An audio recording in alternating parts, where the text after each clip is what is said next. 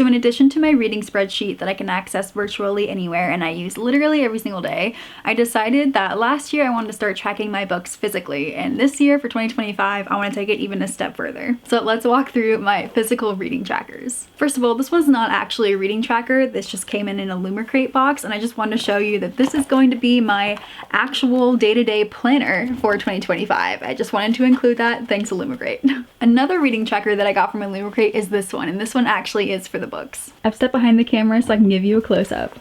So we have a this book belongs to, or this library belongs to.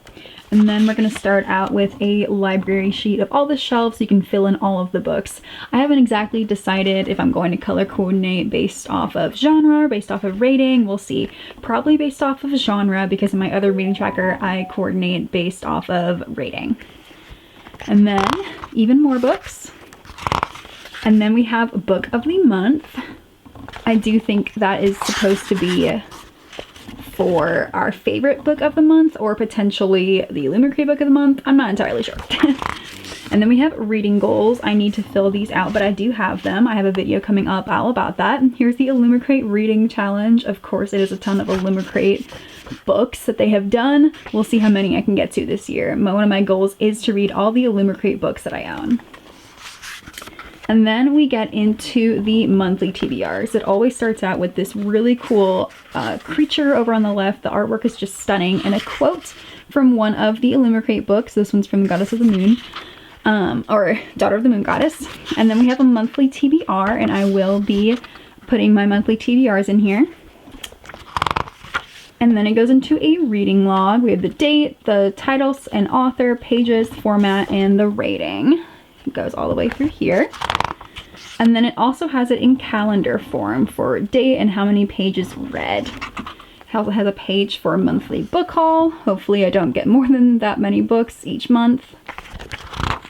And then monthly reviews. I'm probably just gonna put tropes and light things in here. I don't really see myself filling out these in any great detail, but who knows, I might surprise myself.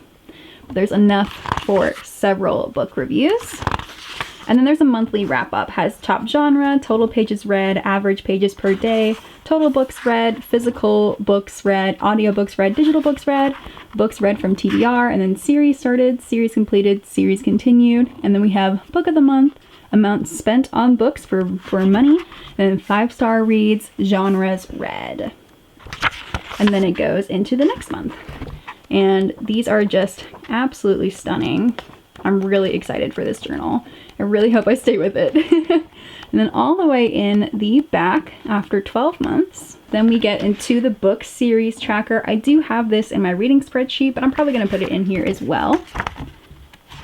We also have the yearly wrap up for a total number of books, total pages read, reading goals, top genre, number of TBR books read, number of series finished, physical books completed, ebooks completed, audiobooks completed, first book of the year, last book of the year, amount spent on books, longest book read, shortest book read, number of 5-star reads, most pages read in 1 day, most books read in 1 month, and number of books unfinished. And then we have the best book tournament, so your favorite book of the month, and then a book bracket, and then a reflections page. So I'm gonna try really hard to keep up with this throughout the year. We will see. It's so pretty. I would really like to keep up with it. And then lastly, we have my bullet journals. This one is for 2024, and this is the new bullet journal that I've been creating for 2025. So I have mostly life things in here, New Year's resolutions. I keep track of my days. I do a lot of personal trackers in here, but I do have things about my books. So the first thing I have in here is my priority TBR list. I have a ton of standalones and a ton of series, but as you can see, I haven't checked off a single one of them, except I do need to check off this one. So I got one done. So that's not great. But anyway, that is my TBR tracker. And then I created my own little bookshelves of all the books that I've read this year. These are real items that I put on my actual bookshelves. But as you can see, I've barely filled this out because I didn't track any of my 2 or 1-star reads, and I haven't read as much this year as I did last year, and I even added more books than I meant to. So I am changing up the way I'm doing it for next year. But these are my bookshelves that I made. And then I made my own book bracket that I still haven't done yet because December is not over. And then I have ways to track my movies and the movies I've watched and all that. So that was last year's bullet journal. And this is this year's bullet journal. I've already done a few things differently, and I'm really excited for how the book sheets are coming out. So again, we have a priority TBR, but this time I'm doing 25 and 25. And down at the bottom, I'm going to track how many I've gotten done each quarter.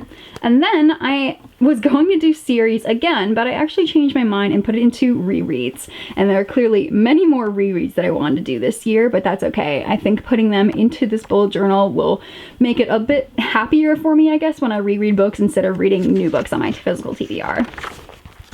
And then I did redo my shelves, but as you can see, I'm now adding 2 and 1 stars. I do have the same number of books on here, but I'm hoping I'll be reading more this year, and will include those 2 and 1 stars in here. So this should fill up a bit more.